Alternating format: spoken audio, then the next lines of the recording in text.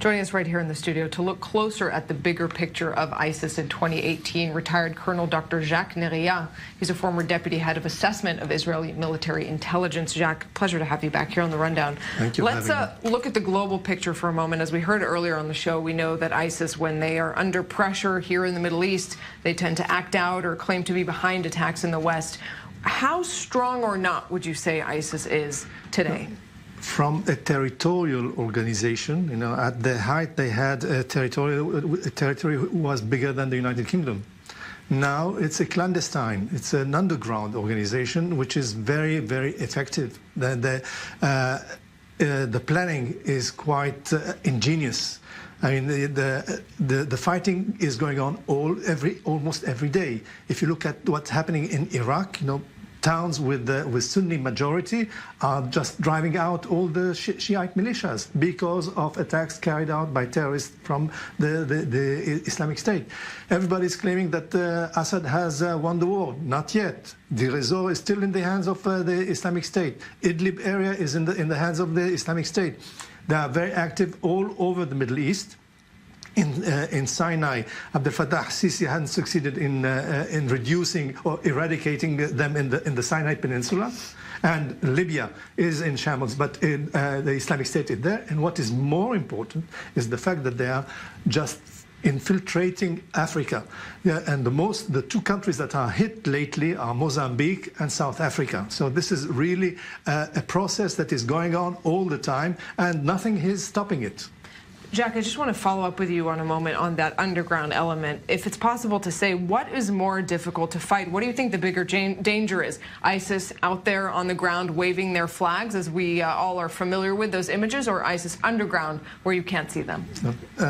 It took ISIS 400 fighters in order to conquer Mosul, and you had there 3 Iraqi divisions. I mean, the fact that showing the flags and showing the convoys, it's something that frightens people.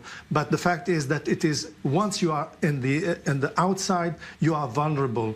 You are vulnerable because I mean, people can see your formations, can see your battalions, your brigades, and it's easier to attack and easier to destroy. This is what happened to the Islamic State. Now 30,000, which are the fighters that are left in the area, have gone underground. Now I mean, not only that, they are very, very cautious not to speak on the net.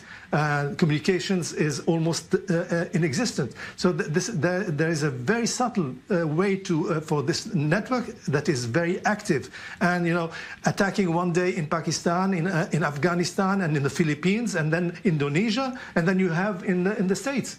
The FBI has stopped lately 125 of the ISIS members in the States. 78 of them have been already judged in a court. So, I mean, they are there. I mean, we cannot ignore that, even though, I mean, we would like to see that the Islamic State has been defeated. It's not. This is not the case today, because their ideology is still there, and the fact that people identify themselves with this ideology keeps them alive today. I want to pick up on that point you're making about the ideology still being there, because we're hearing in the media today this discussion or even debate in France among French authorities. Apparently some are saying this individual in Paris may have acted out of personal motives.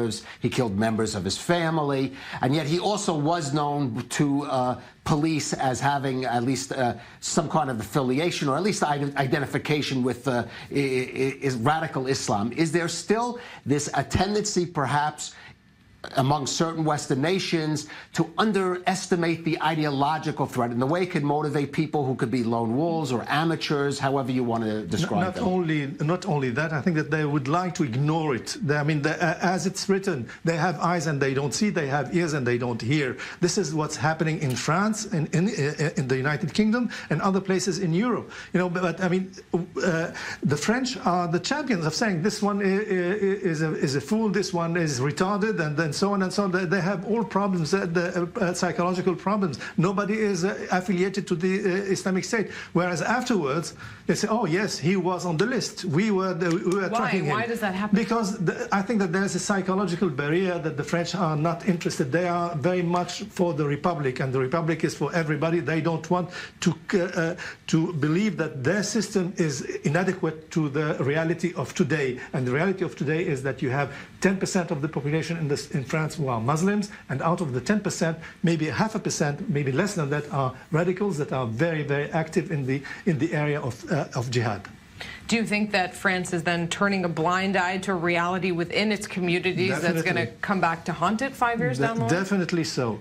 Even though we know that the French security agencies are very active in tracking those terrorists, but for the people, for local consumption, it's better not to. I mean, you have Christmas coming and you have all sorts of holidays coming. Why should you? I mean, just ruin those vacations for people? This is the way the French think. Well, vacation is in fact very important to the French. It is. We hear it is. All right. On a lighter note to a very serious subject, Dr. Jacques Neriah, thanks very much for being with us. An important reminder, bigger picture again, as we were talking about. This is a long road, and like the U.S. coalition, again, the U.S.-led coalition against ISIS, telling us right here on the rundown, there is no such thing for us as victory, really, against no the mission Islamic accomplished State. this time Right. around. The signs above a president's head, as we famously saw above George W. Bush's head, will not be hung anymore. I don't think anyway.